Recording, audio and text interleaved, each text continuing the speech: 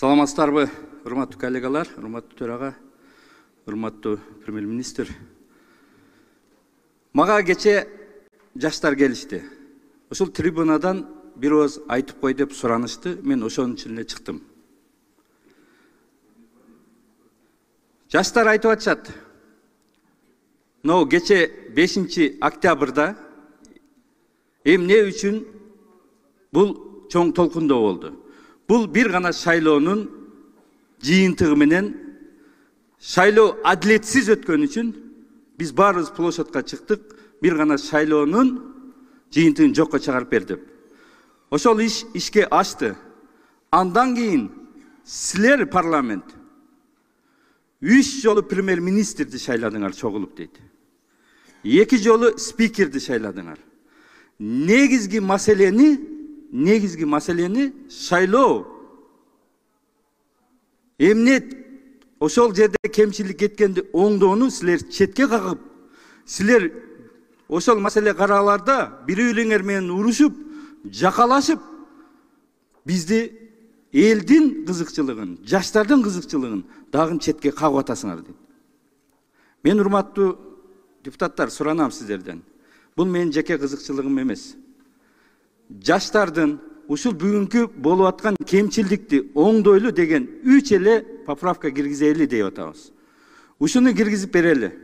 Менден башка инициатор болсоңор болгула. 5-10 чакты депутаттар бул жерде инициатор болгонбуз.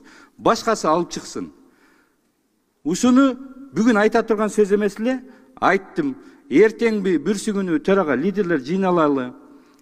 Болгон 3 нерсени бул жанагы күрөө, барьер жана форма 2. Ушул нерселерди эле алып салалы. Анан кийин колунан келсе жаңы партиялар, жаш партиялар келишсин. Биз аларды көчөгө таштап коюп, кыйындар 7% менен дагы келип алсак, эртеге кечеги болгон окуя кайталанбайт деп эч ким кепилдик бере албайт.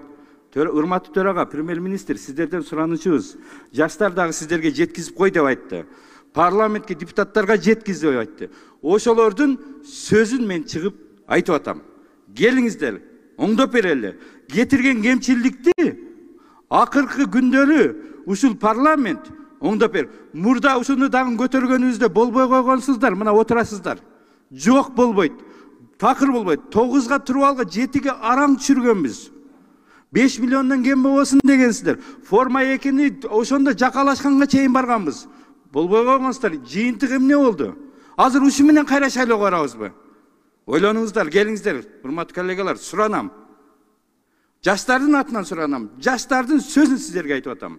Оңдоп берели, эртең жыйын кылалы бүрсүгүнү.